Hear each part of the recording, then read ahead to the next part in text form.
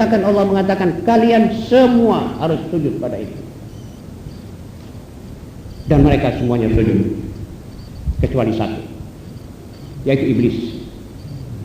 Karena iblis enggak, karena ia dihinggapi oleh penyakit congkak. Ya Allah, engkau suruh aku sujud kepada makhluk yang kau ciptakan dari tanah. Aku engkau ciptakan dari api. Aku lebih kuat dari dia. Aku lebih mulia dari dia. Aku tidak akan sujud. Jadi bukan sementara yang kita dengar bahwa iblis mengatakan engkaulah yang berhak sujudi. Tidak demikian. Dia bilang aku tidak mau sujud karena aku lebih mulia. Maka terkutuklah manusia itu. Fasajadal malaikatu kulluhum illa iblis. Wa idh qala rabbuka lil malaikati isjudu li Adam. Apakah ini syirik? Jelas tidak. Sebab ini merupakan perintah. Bahkan lawan dari syirik, dia taat. Malaikat yang sujud dia taat. Malaikat yang tidak sujud dia terkutuk. Ma'asyiral muslimin. Yang kedua, sujud keluarga Nabi Allah Yusuf alaihissalam kepada beliau. Termasuk juga ayahanda Nabi Yakub. Seorang nabi, ayahnya Yusuf, ikut bersama anak kerabatnya sujud kepada Yusuf. Wa rafa'a abawaihi 'alal 'arsy wa kharru lahu sujada. Wa qala hadha ta'wilu ru'yaya min qabl. Ma'asyiral muslimin. Apa sebab ini berlalu begitu saja dan dibenarkan oleh Allah? Karena tendensinya ibadah atau tendensinya mubah. Yang pertama, karena perintah Allah kepada malaikat, maka perintah harus ditaati. Allah lebih paham, Allah lebih mengerti. Allah bisa mengatakan kepada malaikat, sujudlah kepadaku. Tapi dia bilang sujud kepada Adam. Ini ayat, tidak ada dua kepala bertentangan dalam soal ini. Dan sujudnya keluarga Yusuf termasuk Nabi Allah Yakub, karena dewasa itu adat istiadat orang memberi hormat, salam hormat dewasa itu dengan sujud. Jadi mereka yang mengatakan secara mutlak bahwa memperingati hari kelahiran Muhammad SAW yang cuma hanya berdiri hormat, tidak ada sujud, dan tidak akan kita bikin satu peringatan maulid dengan sujud. Na'udzubillahi min dzalik. Kita tidak berani sujud kecuali kepada Allah. Mudah-mudahan dahi kita tidak sampai menatap ke bumi kecuali kepada Allah. Ma'asyiral muslimin. Jadi berdiri itu saja saya kira bukan bid'ah dhalalah dan bukan syirik.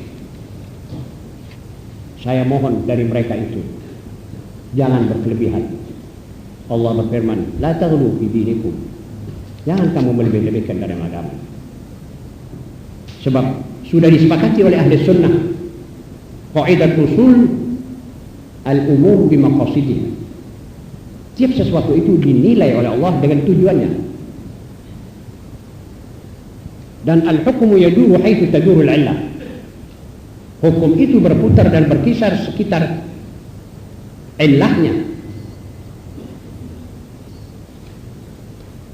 Kalau seorang tukang kayu membuat meja biasa, dia mubah, tidak ada larangan. Anjuran pun juga tidak. Tetapi kalau dia sudah menyediakan meja itu untuk biliar dan biliar dipakai untuk judi, maka tukang kayu tadi dicegah, jangan membuat kayu, jangan membuat meja. Kalau untuk itu, pabrik botol kalau untuk whisky lain dengan orang membuat botol untuk kecap dan lain-lainnya. Ad-dinul Islami yusr. Ma'asyiral muslimin. Maka selama tak ada maksud menyembah, selama hal itu kita lakukan karena dorongan kasih sayang, menghormat, maka saya kira dan saya yakin tidak ada apa-apa. Di samping itu, kita juga harus toleran kepada saudara-saudara yang tidak mau berdiri maulid. Tidak ada paksaan. Kita tidak perlu memaksa orang harus bangun. Kalau tidak berdiri tidak apa-apa.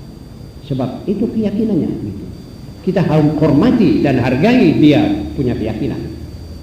Tidak perlu kita paksakan dia. Ma'asyiral muslimin, ya.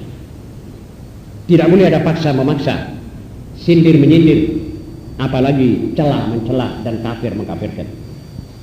Memang berdiri itu tidak diperintahkan, juga tidak ada di zaman Nabi dan sahabat.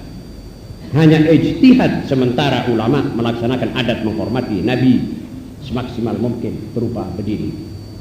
Dengan demikian kita akan dapat bersatu, kita akan dapat hormat menghormati, dan kita akan bersama-sama jalan menuju satu arah keridhaan Allah. Derap langkah kita sama, tidak centang perenang seperti sekarang.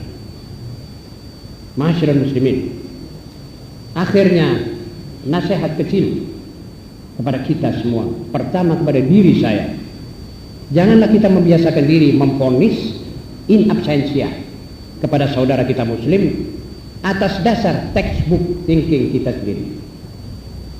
Itu salah dan akan mengakibatkan fatal bagi umat. Kalau saudara belum tahu apa yang saya kerjakan, lalu saudara dari jauh in absentia saudara mengatakan Husain Habsyi musyrik atau Husain Habsyi PKI atau Husain Habsyi itu dan ini, maka saudara dosa atas dasar apa yang saudara pikir atau atas dasar textbook saudara. Ini tidak benar. Mudah-mudahan kita bisa menghilangkan tabiat dan watak seperti itu. Ma'asyiral muslimin, Allah berfirman, "Wa ma arsalnaka illa rahmatan lil alamin." Maka semua yang hidup di atas bumi ini akan dapat percikan rahmat Allah melalui Nabi Muhammad SAW. Muslimkah dia, kafirkah dia, ataukah masih orang masih sedang bingung mencari, tetap dia dapat rahmat Allah melalui ini. Jangankan manusia, ternak pun, binatang-binatang pun akan pasti dapat percikan dari rahmat Allah melalui Nabi Muhammad SAW. Kalau saudara ingin bukti, maka saya akan bawa satu contoh. Sebab membawa beberapa contoh akan memakan waktu. Seekor kambing yang dihalalkan oleh Allah dimakan oleh manusia. Nabi Muhammad SAW mengajar kita dalam buku-buku hadis, jangan kamu potong kambing sembarangan. Ditentukan tempat yang dipotong. Disuruhnya kita mempertajam pisau supaya itu kambing tidak berasa. Wal yuhidda ahadukum syafratah wal yurih dhabihatah. Biar yang kamu sembelih ini tidak merasa sakit. Kalau kamu punya pisau, tumpul.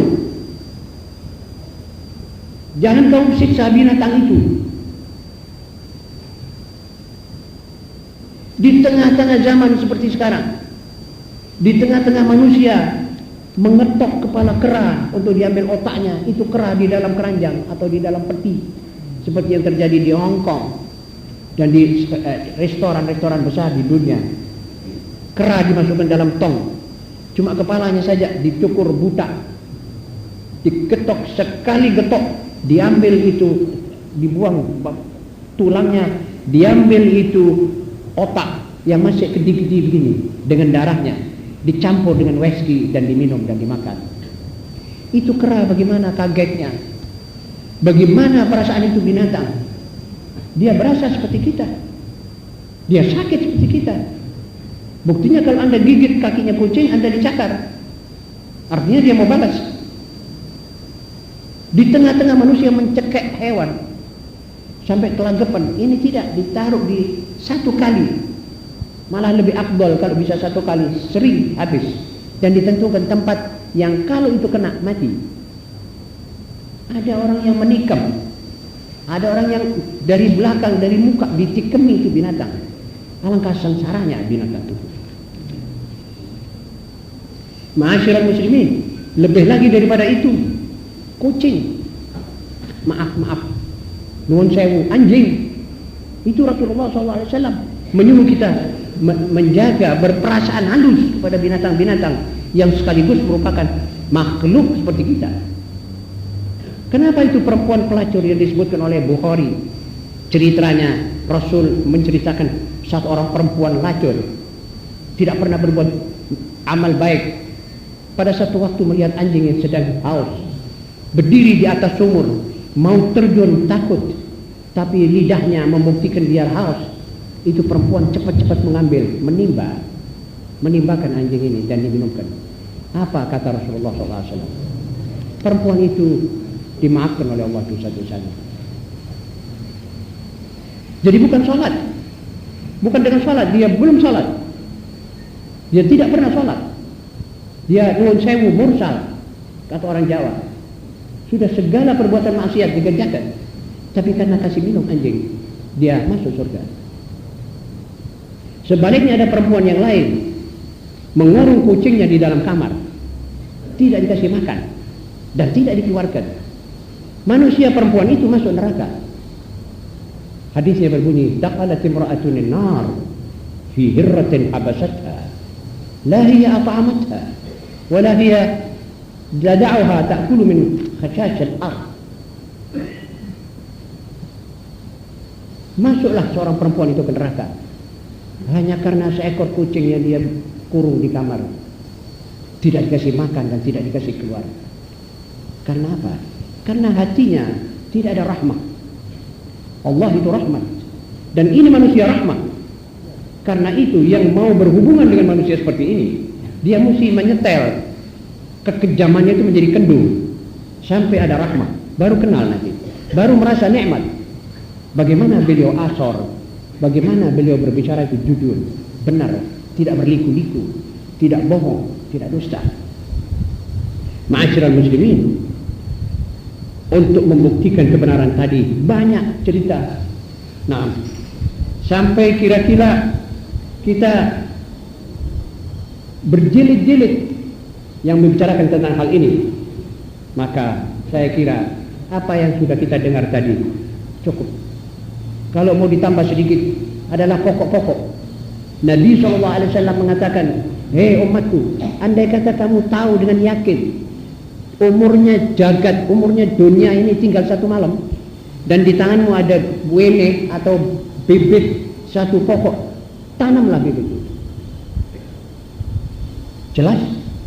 Artinya jangan ada satu kesempatan yang kamu tinggalkan, kamu masih bisa tanam, kamu tidak tanam. Dan kata beliau, jangan menunggu kamu yang makan, tanam dan lepaskan kepada manusia di belakangmu kalau kau tidak umur panjang. Lepaskan pada burung-burung, lepaskan pada pada si pencuri untuk mencuri. Itu kata beliau, kamu punya pahala tetap tidak kurang. Biar dicuri oleh si pencuri. Mungkin dia teringin melihat jambu yang merah, kemerahannya luar biasa. Mungkin dia kepingin melihat mangga gadong yang bergantungan di pokoknya, dia curi. Allah memberi dia rezeki dan kamu dapat pahala. Tapi bukan berarti bahwa kita dibolehkan mencuri mangga orang.